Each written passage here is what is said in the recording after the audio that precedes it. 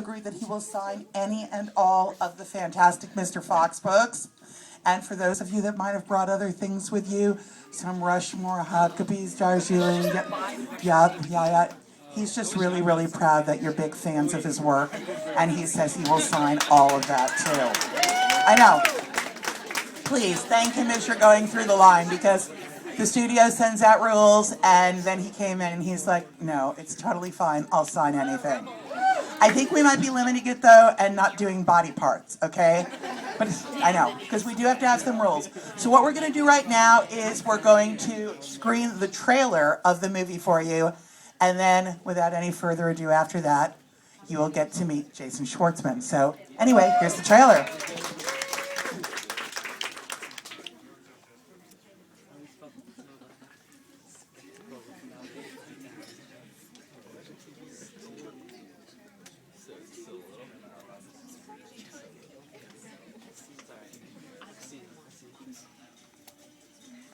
Welcome to the fantastic world of Mr. Fox. Woo! Should we dance? His life is fantastic. Pure wild animal craziness. His life is fantastic. If what I think is happening, it better not be. His neighbors, not so fantastic. This is Bogus, Bunce, and Bean, three of the meanest, nastiest, ugliest farmers in his valley. What was that? They're digging us out. But they're about to discover Oh, Foxy is help on the way. he's one fox. I've got an idea. You can't out-fox. Small, what do you got? I can see in the dark. We can use that. Damn it, I'm fast. Badger, demolitions expert. What? Since when? You put these bandit hats on. I don't have a bandit hat, but I modified this tube sock.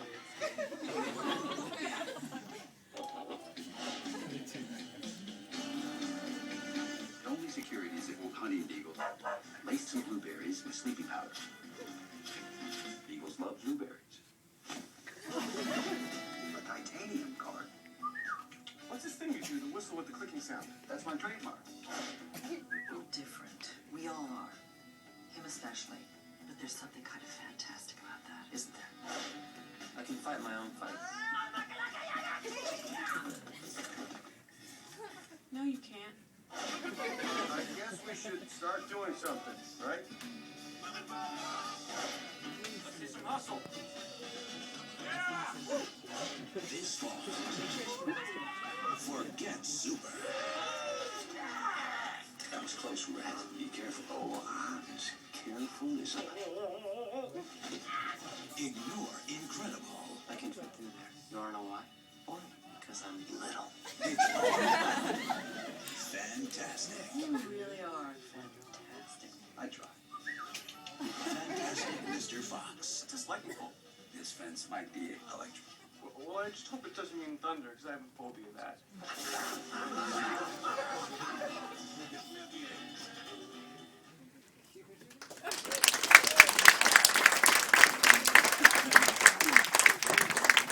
Okay, and now let's put it together and give a really big Borders Northridge welcome to the voice of Ash from Fantastic Mr. Fox, Jason Schwartzman. Thank you. Hi, guys. Hi, thank you guys for coming today. It really means a lot to me. Hi, how are you doing? Hi. So I've never done anything like this before. One time I did a long time ago, but I had a partner in crime with me. Wes was here for a different movie, but I've never done one of these alone, so bear with me and let's just make this fun for all of us, and I'm nervous, and maybe it'll be enjoyable, and we'll have a great, wonderful time. So, how do I begin? What do I do first? I figure that I could talk about this movie, Fantastic Mr. Fox, a little bit, and I would tell you guys a little bit about how we made the movie. Because should I sit down? I feel like it's not that big of a difference. It's such a high chair that it's not. It doesn't really. You can't perceive a man sitting down. So I'd like to just tell you a little bit about how we made this movie, which is pretty amazing. Because for most animated movies, they get for like a movie like Shark's Tale or any of the big sort of animated movies in that style, which I love, by the way, all of those movies, and the Pixar and all those films are incredible. But if you drive down the street, I get really excited because I'll see these billboards with all these actors on them that I love. And then I realize, they've actually never met each other before. Because when you do an animated movie, they, I know this is, I don't want to shatter any hearts for the young, they don't, typically the actors are, record their parts separately in recording studios. And then later, the actors' performances are edited together, so it sounds like they're talking to one another. And the reason that they do that is for three reasons, apparently. One is because of scheduling issues. When you have such a vast cast, big cast of all these great famous actors, they're all very busy, and so it's hard for them to all coordinate their schedules to be together, so they record separately. Also, the scripts are kind of always like a work in progress. And thirdly, when you do an animated movie, the directors and the people who animate, like the goal is to have a clean audio track. The voice should be very pure and clean, and no weird sounds or interruptions of people overlapping one another, so they can edit it. But Wes Anderson, who directed this film, had a really great idea of getting all the actors together and doing it live, and that's how we did all of the sound for this movie.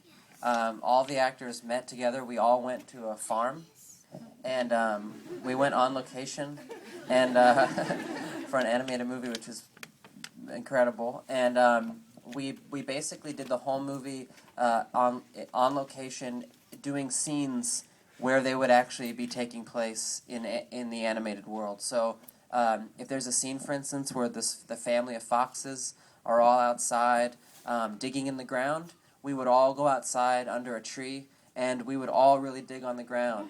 And Bill Murray and George Clooney are in this film, and they were on the ground with me, and it was totally, it was a very amazing experience because I grew up loving Bill Murray so much, and all of his movies were very impactful to me as a young kid growing up. And the fact that I was on the ground, rolling around on the ground in the dirt next to him was I couldn't believe it was actually happening. Basically, the reason why Wes wanted to get all the actors together is because when you have, when you're doing a Pixar-type film, I suppose, it's really hard, I think, for the actors, I have such respect for the actors who have been in those movies because they have to just stand alone in a room and pretend like they're talking to people, which is very, very hard to do. And you have to generate spontaneity and all this stuff. And I'll tell you what all these words mean later. Because for some reason, because you guys are in the front row, the little children, for some reason I'm having a weird thing where I'm using the biggest words possible. I don't know why it's happening, but I'm words like surreal, spontaneous, bizarre, all these words. I don't know. I'm sorry. And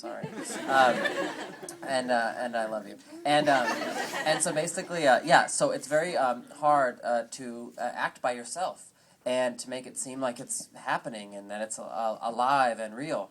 So, but when you have two people together, or three, or in our case, 4 or 5, it's really fun because you can have accidents, and accidents are really fun for actors and for directors and stuff, because then every time you do a take, it's different and unusual, and you can have people overlapping each other by accident, or cutting each other off, or messing up a line. Or you can have, while you're speaking, sometimes maybe like a plane will go by in a take. And Wes would just, if he liked a good take and there's a plane in it, he would just say, okay, well then we'll just have a plane, we'll animate a plane going by in the background. And that's what we did. So all the sound that you hear in the movie, The Fantastic Mr. Fox, is the actual sound that was happening that day. So if there's crickets in a scene, it's because there were crickets that day. If there's birds, it's all real. So that's a pretty amazing thing, I think, and it was an amazing way to make an animated movie. And do you guys want me to tell you what the movie's about? Do you guys know what the movie's about? Do you want me to tell you a little bit about it? Yeah. So basically, okay.